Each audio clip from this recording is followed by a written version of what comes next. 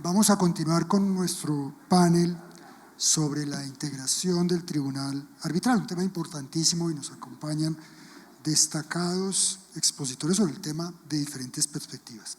La doctora Ana Müller, el doctor Ramiro Bejarano, el doctor Guillermo Sánchez y como moderador Sebastián Ortegón. Doctor Cárdenas, mil gracias, buenos días para todos. En primer lugar, agradecimientos al comité por esta invitación, y efectivamente el día de hoy en este panel vamos a hablar acerca de la integración del trámite arbitral.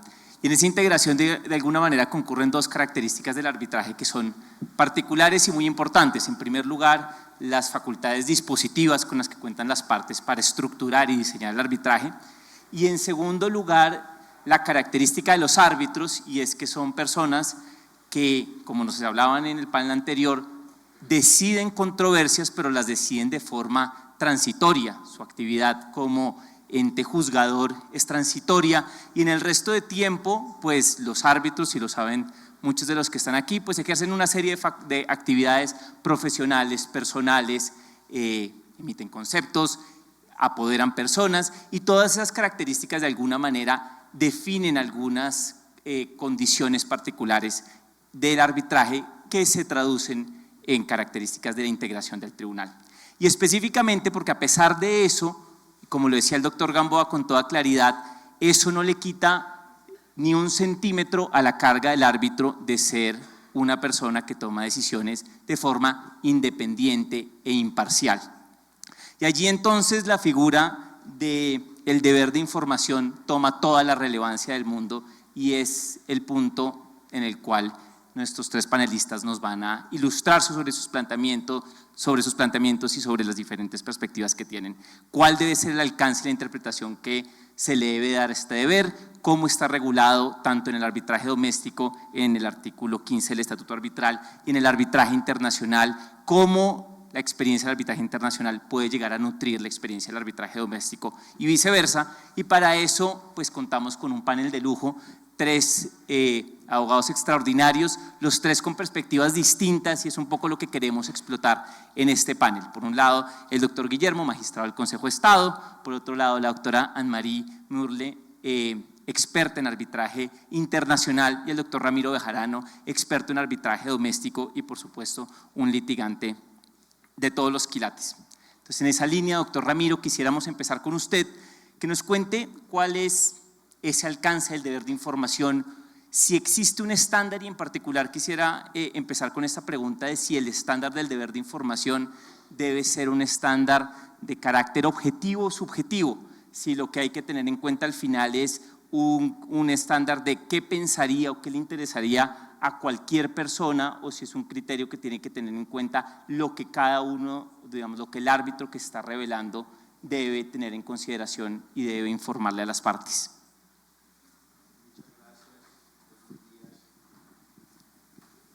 Por supuesto, yo tengo que decir que toda cantidad de preguntas que me acaba de hacer el doctor, me siento como en un preparatorio en el que no estoy en capacidad de responderlo, pero vamos a hacer un esfuerzo.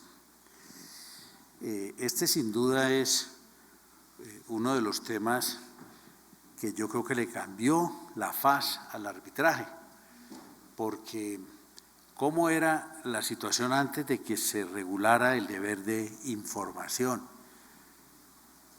Las causales de impedimentos y recusaciones previstas en la ley procesal están concebidas para quienes son jueces, no para quienes son particulares y transitoriamente ejercen la función pública de administrar justicia. Eso llevó, obviamente, a que esas causales de los jueces pues no sirvieran, y aún no sirven para controlar los impedimentos e inhabilidades de los árbitros. Y entre otras cosas se veía en los tribunales arbitrales una situación que era muy frecuente. Uno llegaba a la audiencia de instalación, entonces aparecía un árbitro y decía, muy en lenguaje bogotano: ala, mira, yo tengo una amistad permanente aquí con una de las personas, pero tú tranquilo que no hay ningún motivo. Y obviamente eso, como cuando le pasaba a uno que estaba de novio, por supuesto a mí ya se me olvidó eso, y entonces llegaba a la casa de la novia y salía la mamá y le ofrecía, ¿quieres café? Entonces, sí señora, muchas gracias. Y le servía a uno el café más horroroso del planeta y después le preguntaba, ¿cómo te pareció? Y decía, divinamente, regio. Eso pasaba con estas cosas, la persona llegaba y decía unas cosas regálame un poquito de agua a mí, por favor. Uno llegaba y oía a una persona manifestar una cantidad de cosas que unas veces tenían la entidad de impedimentos y recusaciones y otras no, pero la parte quedaba obviamente marginada de ese debate, porque no había cómo recusarlo. Entonces, gracias, el árbitro quedaba delante de las partes como si hubiera un baluarte de la rectitud y la transparencia, cuando no era eso lo que estaba pasando. Entonces, hace ya unos años, cuando estábamos discutiendo el proyecto de ley, vino este tema de incluir el deber de información, como ocurre normalmente en la legislación, en los tribunales internacionales.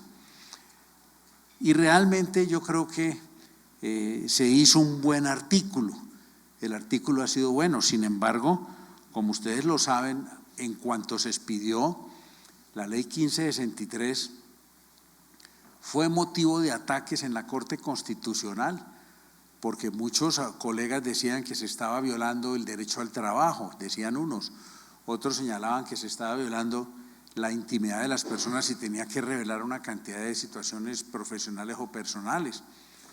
La Corte, en dos sentencias, en la C-305 del 2013 y en la C-538 del 2016, declaró exequible la norma, por fortuna. Y yo creo que lentamente nos hemos ido acostumbrando a este tema del deber de información. Y yo empiezo entonces por hacer una primera precisión que me parece que es muy importante, que en eso yo sigo sintiendo que no se tiene total claridad. Una cosa son las causales de impedimento y de recusación y otro los motivos con base en los cuales un árbitro está obligado a revelar circunstancias. Las causales de impedimento y de recusación, pues, están previstas en el Código de Procedimiento, en el Código General del Proceso, en el Código Único Disciplinario y en el Código Contencioso Administrativo. Ahí hay un conjunto de impedimentos y recusaciones más o menos tejidos sobre la misma óptica. La óptica fue la que dijo Matirolo hace mucho tiempo, que las causales de impedimento son la animadversión, el amor propio, el afecto y el interés. Sobre esos cuatro presupuestos es que se sustentan las causales de impedimento y de recusación en todas las legislaciones del mundo. Pero esas causales de impedimento y de recusación de todos esos estatutos, a mi modo de ver, son insuficientes para efectos de que una parte pueda controvertir la independencia y autonomía de un árbitro. Ese, por supuesto, no es el tema que voy a tratar. Pero quiere decir que en nuestra legislación la causal de impedimento y recusación casi que es objetiva. Y ya verán por qué digo que es casi. Es casi que es objetiva porque están enlistados los sucesos que son los que habilitan a que un árbitro se declare impedido o que pueda ser recusado. Excepcionalmente, en los tribunales internacionales, de acuerdo con el artículo 75 de la ley 1563, allí se introdujo un criterio muy sano que, en mi opinión, podría servir por virtud del artículo 11 del Código General del Proceso para aplicar en tribunales domésticos. Y es que el artículo 74 acogió la tesis de la teoría de la apariencia de imparcialidad en el juez, que es un concepto que ha venido trabajando la Corte Interamericana de Derechos Humanos y el Tribunal Europeo de Derechos Humanos. ¿En qué consiste esa apariencia de imparcialidad? En el deber que tiene el juez, no solamente de ser imparcial, sino de aparentarlo. Esa es una regla de conducta que yo creo que en nuestra legislación está, repito, para los arbitrajes internacionales. A mí no me sorprendería que cuando esto evolucione, ese criterio se traslade también a los arbitrajes domésticos y salgamos de toda esa cantidad de causales. Pero entonces era necesario en la legislación nuestra crear un escenario que no fuera el mismo de los impedimentos y recusaciones, pero que le diera dientes a las partes y a los abogados para plantear sus inquietudes. Y entonces el deber de información calzó claramente en eso. El deber de información es una conducta que se debe advertir por quien es árbitro, consistente en que ese árbitro está en la obligación de revelar aquellos sucesos que considere que no son causales de impedimento o recusación, porque si el árbitro considera que está impedido, lo que tiene es la obligación de declararse impedido. Estos son motivos que el árbitro considera que las partes deben saber para efectos de decidir si piden o no su relevo.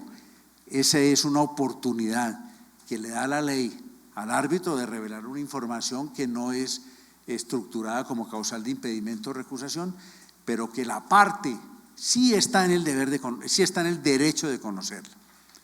¿Y cuáles son los motivos de del deber de información? Y entonces los motivos son realmente dos, pero en mi opinión son tres. La primera es el hecho de revelar si ha coincidido o coincide con alguna de las partes o sus apoderados en otros procesos arbitrales o judiciales, en trámites administrativos o en cualquier otro asunto profesional, en relación con un abogado o con un miembro de la oficina de abogados a la que pertenezca o haya pertenecido, cualquier relación de orden profesional que haya tenido en los 2 últimos años. Cuando nosotros estábamos trabajando esto, yo propuse que fuera un término de 5 años. El doctor Juan Pablo, que tiene memoria para todo, lo debe recordar. Y allá dijeron que eso era mucho tiempo, que uno no se acuerda en 5 años de lo que está pasando. Bueno, lo pusieron 2. Ahora en el proyecto que está en curso han tratado de que se vuelva 3, que es el estándar de la Corte del IVA. Esta es una obligación que a mi modo de ver tiene que, y yo he propuesto eso en el nuevo proyecto, que tendría que abrir también las puertas para que los abogados hagan revelaciones. ¿Y cómo es eso? ¿Cómo es lo que yo propongo? Yo creo que los abogados están en el deber también de informarle al árbitro, mire, en este proceso estamos actuando fulano, perencejo, menganejo, aquí ha rendido concepto tal, y bueno, eso es una cosa de lealtad, es un patrón de lealtad, porque el árbitro, como lo decía Carneluti, el árbitro es o el juez es el hombre más ignorante frente al proceso, y lo que más ignora es quién ha llegado allí enfrente. Y yo creo que es obligación de los abogados decirle, mire doctor, aquí está interviniendo el doctor tal y aquí está también de este equipo, porque hoy en día, pues para atender un pleito importante hay que integrar como la Selección Colombia, 10, 12 abogados, cada uno experto en un parágrafo y ese equipo forma, y eso genera importancia. Yo creo que los abogados deberían, ahí le dejo esa inquietud, doctor Juan Pablo, usted que toma nota de todo. Me parece que ese deber de información no debe ser solamente de los árbitros, sino de los abogados. Y el segundo punto del deber de información son las relaciones familiares o personales. La norma dice que sostenga. Entonces la duda que aquí hay es, bueno, son las que yo tenga actualmente y no están, y por lo tanto no está circunscrita que tengan 2 años o 3 años o tal. Yo creo que esa es una manera estrecha de ver la norma. Eso es como cuando le preguntan a una persona que le van a entrevistar y dice 2 preguntitas, y cuando le sueltan la tercera pregunta dijo, no, usted me dijo que 2, que es lo mismo cuando dicen un aplauso, entonces habría que hacer un aplauso. Yo creo que esta causal, para que tenga la finalidad que cumple, debe informar las relaciones personales que tenga o haya tenido, que considere el árbitro que las partes deben saberlo. Por ejemplo, Si se da, por ejemplo, el caso de que el árbitro fue novio, para hablarlo pues en términos románticos y dulces, de una doctora que es la abogada que está allí, y eso fue hace 10 años, de acuerdo con esta norma, no estaría obligado a revelarla porque eso no está sucediendo, pero pasó hace 10 años. Y yo pregunto, ¿eso tiene derecho a saberlo las partes? Yo creo que sí, por supuesto. Donde hubo fuego, cenizas quedan. ¿No? Entonces, a mí sí me parece que ese es el sentido de… Yo creo que esta causal es amplia, y es amplia, le voy a decir entre otras cosas por qué. Porque cuando uno llega a la tercera forma, dice que cuando el deber del árbitro no es el árbitro del secretario no es solamente informar eso cuando está aceptando, sino en cualquier momento del proceso. Y cuando ustedes miran la norma, dice, el árbitro está obligado a revelar cualquier circunstancia sobreviniente que pudiera generar en las partes duda sobre su imparcialidad e independencia. Y fíjense que aquí ya no dice que deba ser en 2 años o que la relación personal esté teniendo vigencia. Luego aquí hay un contrasentido que debe resolverse, una tensión que debe resolverse en favor de la situación de que haya transparencia. Por eso yo creo que el árbitro, si tiene una relación personal que la tuvo hace mucho tiempo, yo considero que ese es un factor de lealtad, informarle cabalmente a las partes. Aquí hay esto para que obviamente se suceda lo que tenga que suceder. Y obviamente aquí se estableció una causal de recusación sobre los escombros del deber de información, consistente en que cuando el árbitro omite revelar una información que era trascendente, entonces ese hecho, esa omisión por sí sola se convierte en causal de recusación. Es una causal de recusación autónoma, objetiva. Usted debiendo dar esta información la omitió, y al haberla omitido lo hace acreedor a la causal de recusación. Eso por supuesto tiene unas consecuencias muy difíciles de que en la práctica se den, porque yo lo que veo frecuentemente es que a un árbitro se le reclama por no haber revelado una información, y entonces la excusa que da o la defensa que da muestra que no ha entendido cabalmente el problema, porque dice, es que eso a mí no me genera impedimento. No, está confundiendo el escenario del impedimento de recusación con el deber de revelación.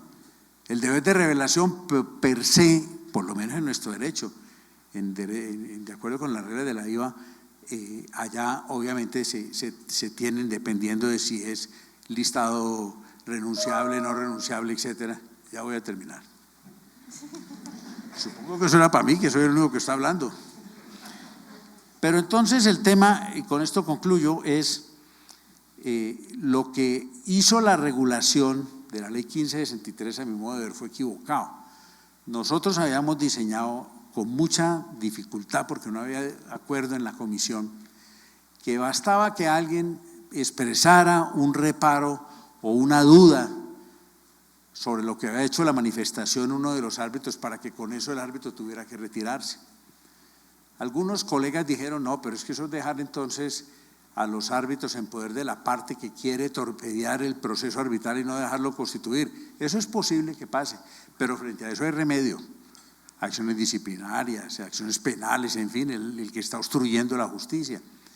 Y entonces así salió el proyecto de la comisión, pero cuando llegó al Congreso, allá en el Congreso alguien le metió la mano, y la mano que le metió fue para decir, no, cuando un árbitro exprese un motivo de impedimento y no lo acepte, entonces vamos a darle un trámite que casi igual al de la recusación, que decidan sus compañeros, y si hay desacuerdo entre esos compañeros acerca de que el árbitro debe seguir o no seguir, entonces se va al juez civil de circuito.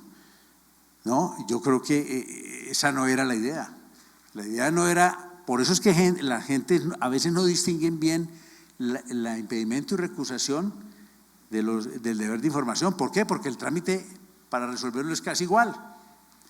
De manera que yo lo que creo es que, con esto cierro, a mí sí me parece muy importante esta obligación de los árbitros de tener claridad lo que deben revelar. Esto no viola la intimidad, como alguno lo dijo en la demanda de inconstitucionalidad, ¿no? Ese es un deber que se debe cumplir en función de la justicia. Pero dejo aquí y me reservo para más adelante. Gracias.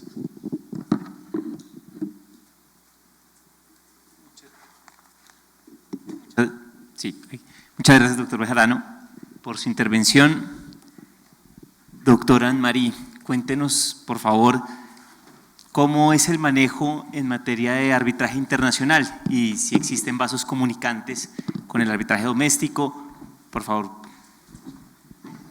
Gracias, Sebastián. Gracias, doctor Cárdenas, por su incansable interés por difundir conocimiento, y es un gusto estar aquí con el doctor Bejarano, el doctor Sánchez y Sebastián, y por supuesto con todos ustedes. Pues este tema de las revelaciones y del deber de revelación se ha convertido en un tema crítico, tanto en arbitraje doméstico como en arbitraje internacional, porque se ha convertido en una estrategia que puede llegar a boicotear el transcurso del trámite. Hay ciertamente una tensión entre el interés de las partes de conocer todo lo que es relevante para tomar decisiones acertadas en relación con el árbitro, y por el otro lado está la posibilidad de recusar cuando se presentan circunstancias que pueden afectar el trámite. Preparando esto, encontré un artículo que salió apenas el viernes de un autor brasilero que hace referencia, hace una crítica a una demanda que se ha presentado en Brasil, que está en curso ahora en la Corte Suprema de Brasil, para que se reforme el acta de arbitraje de Brasil. ¿Y por qué traigo este tema a colación? Porque precisamente esa demanda parte de unos supuestos de hecho que algunos pensarían que ocurren, pero que definitivamente han dado lugar a toda esta regulación sobre la necesidad de revelar.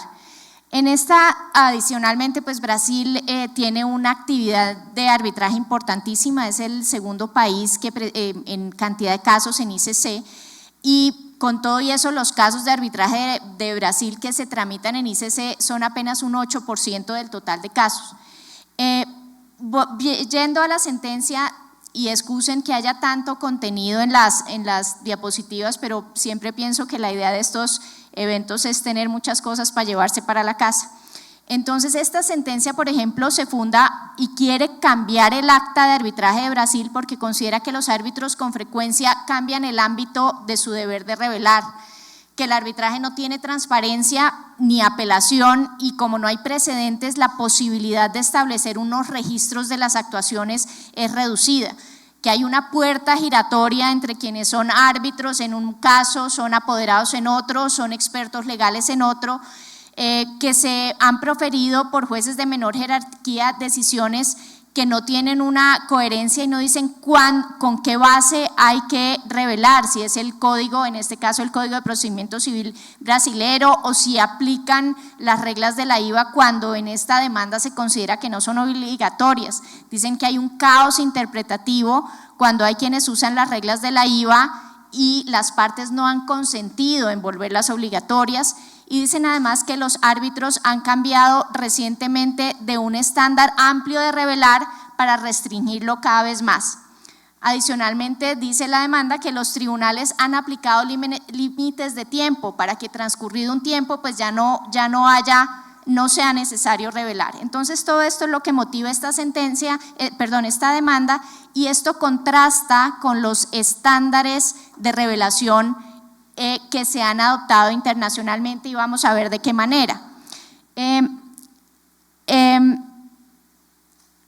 ¿Cuál es el alcance del deber de revelar frente al deber del árbitro y de las partes de investigar? Entonces, en estas demandas se parte de la base de que el deber del árbitro es absoluto, tiene que revelar absolutamente todas las circunstancias que pudieran generar algún tipo de duda. Y lo que se ha reconocido internacionalmente es que ciertamente el árbitro tiene un deber de revelar y tiene un deber de investigar todos los conflictos que pueda tener con estas partes, pero este deber es limitado. Y aquí se habla de unos casos especiales y les voy a contar sobre un caso suizo, que es el caso de Sun Yang. La Corte Suiza pocas veces accede a revisar un laudo arbitral. En este caso se trata de un laudo del TAS, que es el Tribunal de Arbitraje Deportivo, y en este caso se presenta una solicitud de revisión porque se advierte por el demandado, que es un nadador que se le ha impedido nadar, ha sido sancionado por 8 años por este tribunal. Entonces se demanda esta decisión porque se descubre que el árbitro, el presidente del tribunal, en su cuenta de Twitter había manifestado una animadversión contra quienes incurrían en maltrato animal y específicamente identificaba con este comportamiento a los chinos. Y el nadador era un nadador chino. Entonces el nadador demanda y solicita, y la Corte accede a que sea revisado el laudo porque y llega a la conclusión de que a pesar de que Twitter es una cuenta principal, no tenía como el demandado chino darse cuenta de estas afirmaciones del árbitro, porque incluso al haber contratado un técnico forense cuando nombraron a este árbitro para que hiciera una búsqueda en Google sobre las manifestaciones del árbitro, pues no había usado el parámetro China, porque no había tenido la precaución de que el sesgo del árbitro pudiera derivarse de alguna animadversión contra los chinos, entonces no había encontrado. El tribunal accedió entonces a la revisión por considerar que esto, a pesar de que, porque lo que se alegaba es, bueno, hasta un periodista retirado puede llegar a la cuenta de Twitter y revisar el tema. El tribunal suizo llegó a la conclusión de que esto no era una cosa obvia y fácil, a pesar de que Twitter es una red social pues muy conocida. Y ahí aparece lo que también como a nivel internacional se ha llamado el deber de curiosidad. Entonces resulta que no es solo la obligación del árbitro de revelar, sino que hay un deber de las partes que intervienen de investigar todo lo que sea relevante, y el tema es que ese deber pues en cualquier caso es limitado. Y tenemos otro caso suizo que es bien interesante, porque aquí la Corte Suiza falló en contrario, es decir, en lugar de se trataba de una compañía inglesa que compró unos créditos de una compañía suiza. La compañía suiza pierde el caso, es obligada a pagar 63 millones de euros o una cantidad impresionante, quiebra, y uno de los acreedores de esta compañía se da cuenta que el presidente del tribunal que condujo al pago de esta compañía era abogado de la compañía inglesa. La Corte Suiza, sin embargo, no anula el laudo porque encuentra que durante el trámite este árbitro, que era además designado por la compañía suiza que perdió el caso, le había preguntado a la compañía suiza que si podía ser abogado de la compañía inglesa en otro caso. La compañía suiza le dijo pues que no estaría encantada de que lo hiciera, y ahí el abogado le había escrito a su representado que podría recusar y no lo hizo en ese momento. Entonces, independientemente pues de que uno piense que efectivamente había una causal que podía interferir en la imparcialidad del árbitro, pues no fue revelada en ese momento, y por eso finalmente no se revocó la decisión. Estos es pues los casos que les había mencionado que tienen que ver con este deber de curiosidad. También en la sentencia, en la demanda se pide que la Corte Suprema establezca, la Corte Suprema de Brasil, que cuando no se revela, el árbitro tiene que ser removido. Y la tendencia internacional es que esto debe ser ponderado y debe ser revisada la razonabilidad de la falta de revelación en relación con la incidencia en el caso específico. Entonces, la tendencia internacional y el estándar internacional es que la falta de revelación no necesariamente conduce a la remoción del árbitro.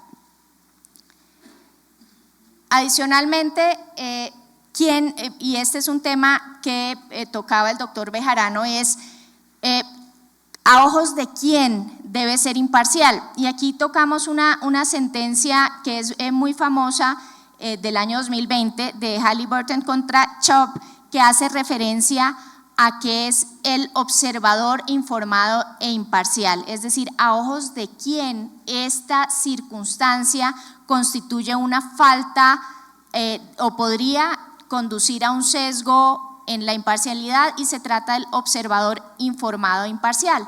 Y a este respecto, por ejemplo, tenemos que en las reglas de la IVA se dice que hay que revelar lo que sería relevante para las partes del caso.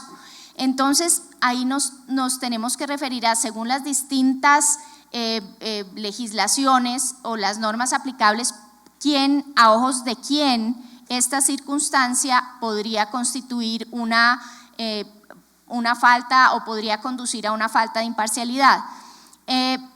El observador informado en esta sentencia de Halliburton, que es proferida por la Corte del Reino Unido, se dice que es el que, antes de adoptar un enfoque hacia cualquier información que se le presenta, se toma la molestia de informarse sobre todos los asuntos relevantes. Es el tipo de persona que se toma la molestia de leer el texto completo de un artículo, así como los titulares, es capaz de situar lo que ha leído en el contexto y es imparcial, por lo que apreciará en el contexto que forma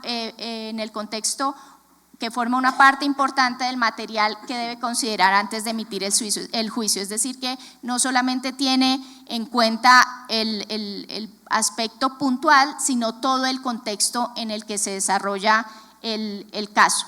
Debe haber una duda justificada para que conduzca esta falta de revelación a la remoción del árbitro. Por ejemplo, en ese caso dice que la circunstancia no divulgada por sí misma no justificaba una inferencia de aparente parcialidad, la falta de divulgación fue accidental y no deliberada, había solo un grado limitado de superposición entre las referencias, un simple descuido en tales circunstancias no generaría dudas justificables sobre la imparcialidad y no había sustancia en la crítica de Halliburton respecto de la conducta del árbitro luego de que fue recusado. Este caso, simplemente para retomar, es aquel en el que un juez que había sido nombrado por la Corte Suprema inglesa, un árbitro nombrado por la Corte Suprema inglesa, es nombrado luego en otro caso por una de las partes que estaba en el primer caso. El primer caso era Halliburton contra Chubb, luego Chubb lo nombra en otro caso en el que este árbitro va a tener que decidir contra otra tercera compañía, que es Transoceana, y el árbitro es recusado porque no le contó a Halliburton que lo habían nombrado en este segundo arbitraje. Entonces, pues la Corte finalmente considera que esta falta de revelación no constituye una causal para anular la decisión. Finalmente, el otro tema de esta demanda es que dice que no se deben aplicar las reglas de la IVA porque las partes no han acordado que sean vinculantes. El tema es que las reglas de la IVA son de aplicación generalizada, son una guía muy importante y precisamente se han establecido para que las partes puedan tener unos criterios básicos sobre qué hay que revelar y qué no es necesario revelar. Entonces, definitivamente se trata de unas reglas que han sido conocidas, su conocimiento está difundido por la mayoría de los abogados y desde este punto de vista, pues es un estándar internacional la aplicación de las reglas de la IVA para las revelaciones. Finalmente, la alegación de falta de imparcialidad tiene unos términos. Esta demanda pretende que el tema de revelación se plantee como un tema de orden público, de manera que no haya un término para impugnar un laudo por cuenta de falta de revelación. El estándar internacional es el de establecer unos términos, unos tiempos. Así, por ejemplo, en las reglas de la IVA son 30 días a partir de que se conoce la circunstancia que da lugar a la revelación, y también en las reglas de la IVA se hace referencia a si este deber se debe mantener durante todo el tiempo posterior a que se profiere el laudo, si está la posibilidad de solicitar una revisión de ese laudo. En las reglas de la IVA se dice que se debe mantener simplemente durante el procedimiento, y una vez proferido el laudo, solamente si tiene que volver al tribunal por efectos de una revisión, pues habrá que hacer nuevamente un análisis sobre las revelaciones que se deban hacer en ese momento. Pues hasta aquí, Nicolás, como los estándares que hemos visto a través de una demanda, los estándares que internacionalmente se tienen en cuenta para las revelaciones. Doctora Anne-Marie, en esa línea antes de pasar con el doctor Guillermo, usted nos habla sobre estas reglas de la IVA y queda siempre la inquietud, bueno, esto no tiene un carácter necesariamente vinculante, no son, digamos, harían parte de lo que se considera soft law, y en esa medida sí quisiera preguntarle muy rápidamente cuál es la utilidad práctica, digamos, cómo ve usted esos beneficios de este tipo de normativas. Gracias, Nicolás. Pues rápidamente, aquí hay unos temas que ya sobre la relevancia de estas reglas ya han sido tocados por el doctor Bejarano sobre por qué es importante tener un estándar de revelación. Hablábamos pues de la tensión entre el derecho que tienen las partes de conocer hechos o circunstancias que pueden dar dudas sobre la imparcialidad, y la necesidad de evitar recusaciones innecesarias, la necesidad de no presenciar recusaciones infundadas contra árbitros y que la legitimidad del proceso no se vea afectada por eso. Pero no se puede dejar de lado que las reglas de la IVA no son normas jurídicas y no prevalecen sobre la ley nacional aplicable ni sobre las reglas de arbitraje que las partes hubieran elegido. ¿Cómo se aplican? Hay que tener en cuenta que las obligaciones de imparcialidad e independencia surgen de distintas fuentes. Entonces tenemos primero que todo el acuerdo de arbitraje. Si en el acuerdo de arbitraje se establecen unas normas de revelación, las partes necesariamente tendrán que tenerlas en cuenta. Está la legislación nacional, están las normas institucionales de la entidad administradora del arbitraje y están los convenios internacionales. Entonces, todas estas son fuentes de estas estándares o criterios de revelación, no solamente están en las normas de la IVA. Pero, ¿por qué es importante cuál es la utilidad de estas reglas? En resumen, llegar a una cultura uniforme de revelaciones. En arbitraje internacional tenemos árbitros que vienen de tienen distintos bagajes culturales, de manera que tener como un punto de partida igual para revelar es muy importante. Esto también promueve la transparencia, de manera que se sepa cuál es el alcance de lo que se debe revelar, y finalmente igualar el campo de juego y reducir la frecuencia de las recusaciones infundadas. Esa es pues el resumen de la utilidad de estas normas. Aquí está, doctor Bejarano. Yo que me pedí hablar después. No, es que simplemente porque no quiero pasar en silencio el tema. A mí me parecen que esas reglas de la IVA, muy bien que usted haya dicho que no son obligatorias, a mí me parecen espantosas, para ser exactos. Eso me parece que es un templo, la invitación para que la gente pueda actuar estando impedida.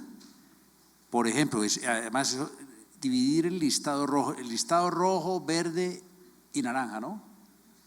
Y el listado rojo tiene, correcto, rojo renunciable y rojo no renunciable. Y en el listado rojo renunciable está, por ejemplo, la de que el árbitro ha sido abogado de una de las partes. ¿Eso qué es, por Dios? De manera que yo sí quiero decir que esas reglas de la IVA a mí me parecen peligrosísimas. Yo no creo que deban acogerse entre nosotros, entre otras cosas porque están hechas es para otros tribunales arbitrales donde rige el principio del árbitro parte, que entre nosotros está excluido. Nosotros en nuestra legislación no podemos nombrar a un árbitro, lo podemos nombrar de común acuerdo, pero aquí no existe la posibilidad de que una parte nombre un árbitro y la otra parte nombre un árbitro. Eso pasa en tribunales internacionales y por eso ya se justifican todas estas permisividades. Pero esas reglas de la IVA, pues que quede constancia que yo no estoy de acuerdo con eso. El doctor está que se habla. El doctor está que se habla. No, digamos que un punto sobre que no sean las renunciables e irrenunciables. El tema es que las partes tienen sobre las renunciables, las partes tienen la posibilidad de que si quieren a cierta persona como árbitro y no están entre las irrenunciables, pues pueden aceptar la designación. Y ganarse un enemigo por cuenta de eso. Muchísimas gracias. Yo creo que con esto ya tenemos una ilustración sobre las complejidades, digamos, del estándar que tiene que haber en esta revelación. Pero ahora pasemos a un tema que es, creo que igual complejo, y es, bueno, ¿cuáles son los efectos de no cumplir con ese deber de información? Y en esa medida, doctor Guillermo, quisiera preguntarle eso, ¿cuáles son los efectos de incumplir con el deber de información y en particular si eso de cara a un eventual recurso de anulación de un laudo, cómo se compaginan estas dos figuras? Muchas gracias. Muchas gracias al doctor Juan Pablo y a los colegas por esta oportunidad de charlar sobre estos temas. Yo estuve mirando unas expresiones que me llaman mucho la atención, muy como de corte administrativista, y es que tiene unas consecuencias, leí por ahí, consecuencias punitivas. Lo que entendí al estar preparando esto, porque no estoy muy familiarizado con la figura en el orden internacional, es que si se incumple ese deber de revelación, pues se detonan 3 consecuencias que se llaman así punitivas: la recusación, la responsabilidad del árbitro y la anulación. Entonces, ya de la recusación, digamos, no quisiera yo pronunciarme sobre esa figura, porque de todos modos queda en manos del panel definir si realmente esa omisión de la información tiene la relevancia para, digamos, poner en duda la imparcialidad. Yo quisiera referirme a la anulación y quisiera partir como de 3 ideas. La primera nos la recordaba esta mañana el doctor Juan Pablo. Por eso le aclaro al doctor Bejarano que he tratado siempre de contenerme, no soy de esos jueces institucionales que quieren siempre hablar sobre la controversia que le ha sido sustraída. Hay que respetar la voluntad de las partes y no caer en la tentación de entrar al fondo de la controversia. Y yo quisiera alargarlo y no caer en la tentación de anular la decisión por cualquier motivo. Primera premisa. Segundo, la institución arbitral siempre la ha concebido así, a pesar de lo que diga la Constitución, que ha tenido, digamos, consecuencias positivas para la consolidación de la institución arbitral, pero también me parece que trae consecuencias negativas porque distorsiona la función arbitral. Yo creo que nosotros en este país no necesitamos del artículo 116 para ejercer la función arbitral. La función arbitral es derivada de la autonomía de la voluntad. Karl Arens dice que cuando se ha perdido la confianza, se ha perdido todo en el negocio jurídico. Y yo creo que toda esta figura del deber de revelación, como lo ponía en claridad en la introducción de este panel el doctor Bejarano, es muy distinto a las causales de impedimento y de recusación, que son otra cosa. Aquí se busca garantizar esa confianza que se tiene en que van a tomarse decisiones, por un lado, imparciales y por otro lado, independientes, autónomas. Por eso no se puede trabajar con la rigidez con la que se maneja, digamos, la institución desde la perspectiva procesal. Y es ahí, esta mañana se hablaba de la necesidad de que hubiese esa expresión que está de moda, un diálogo jurisprudencial y como sentencias de unificación de todas estas cortes y toda esta cosa que me llama mucho la atención.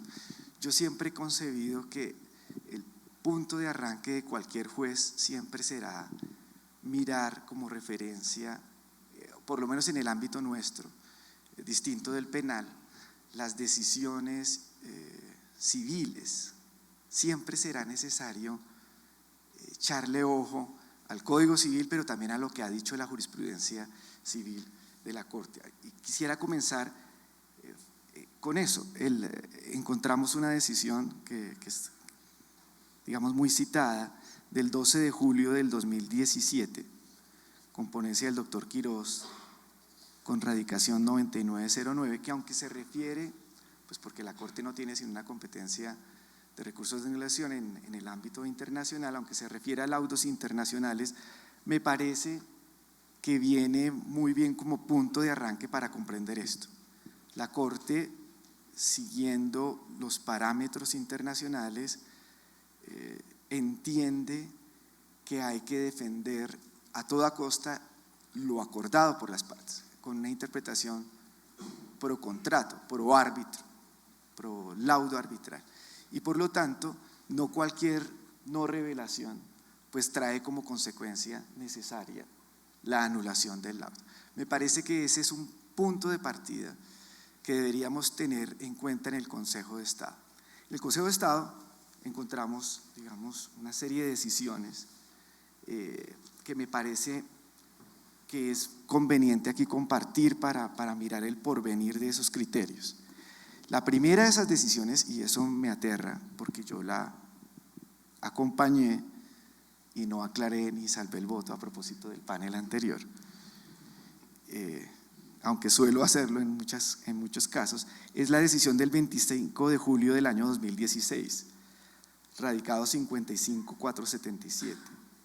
La Sala, quizás porque estábamos estrenando la ley arbitral, la Sala, a partir, digamos, de una interpretación me parece muy discutible de la ley arbitral de las causales de la anulación, entendió que se configuraba la causal tercera del artículo 41 por violación del deber de información al impactar eso en la debida integración del tribunal. Y dijo la Sala que esa integración del tribunal no se limita a los procedimientos formales previstos por la ley o por las partes, sino que se refiere a algo también sustancial, y es que el árbitro sea o tenga las condiciones, la capacidad para participar en el laudo. De modo que si no se revela una situación, pues prácticamente de manera automática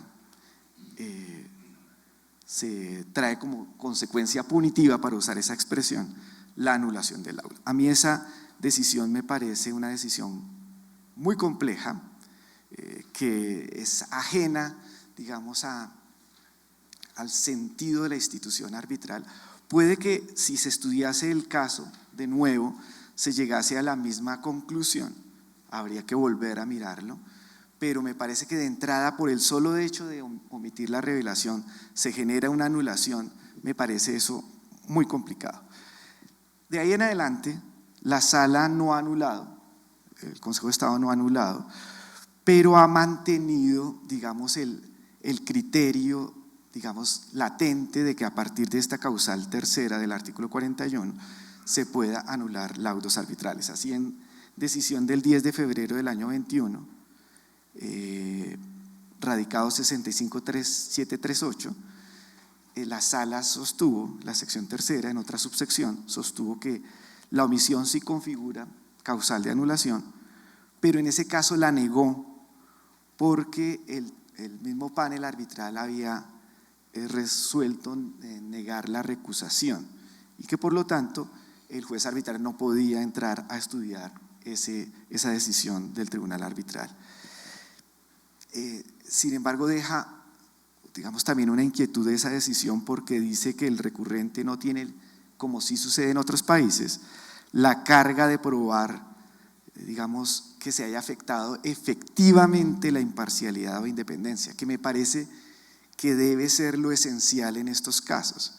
Así lo, digamos, vi que digamos en jurisprudencia extranjera, salvo un caso en Estados Unidos del año 68, en general vi unos casos en Inglaterra, por ejemplo, y en otros países, en España, donde si no hay una duda justificada sobre la imparcialidad, pues no tiene por qué afectarse, ni mucho menos la decisión arbitral.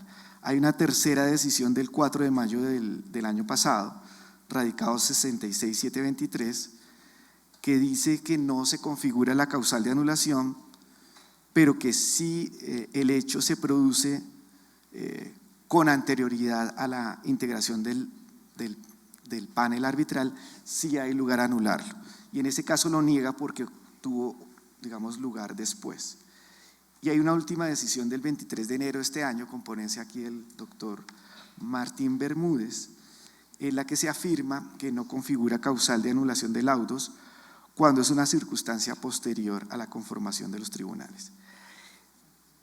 Yo les comentaba que había una decisión que me llama la atención, que ya tiene más de 50 años, de la Corte Suprema norteamericana, que anuló el laudo. Y ahí hubo dos votos particulares que creo que finalmente terminaron su criterio imponiéndose, de los jueces Marshall y White, que dijeron que no pueden ser medidas, digamos, los árbitros no pueden ser, digamos, sopesada su conducta como si fueran jueces del país, jueces institucionales, y usa esa expresión porque son hombres de negocios, ¿sí?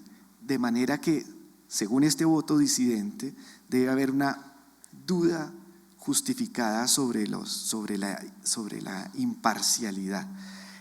Hay una serie de votos particulares aquí del colega del doctor Martín Bermúdez que comparto y que enhorabuena, digamos, se han planteado, y que sería bueno ponerlo en discusión en el pleno de la sala de la tercera, sobre si realmente en Colombia tenemos una causal de anulación de laudos arbitrales doméstico que se derive de no una integración adecuada o conforme a derecho del laudo, como lo interpretó esta sentencia que les decía del 25 de julio de 2016 del 41.3. A mí me parece que este voto particular tiene toda la razón, que no hay causal de anulación derivada de eso, que las causales de anulación son tasadas, que no las podemos extender a eventos en que no está en la legislación, y que si queremos preverla, porque pues el doctor Bejarano me va a decir, pues debe haber una consecuencia, pues la consecuencia se la tiene que dar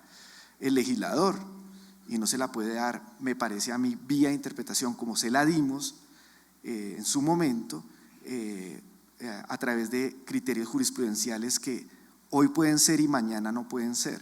Me parece que el país debería darse la discusión sobre si se requiere una causal de anulación en esta materia en particular.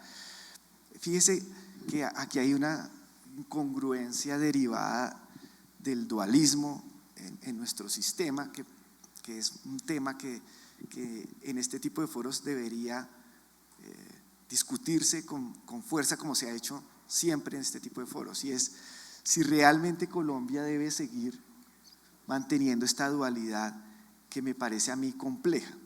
¿Cómo puede ser que para evaluar un laudo internacional entonces hay unos criterios, y como no hay causal de anulación en laudos internacionales, no se le podría aplicar la del 41.3 al laudo internacional como lo hace la Corte? Entonces se va a la causal de orden público.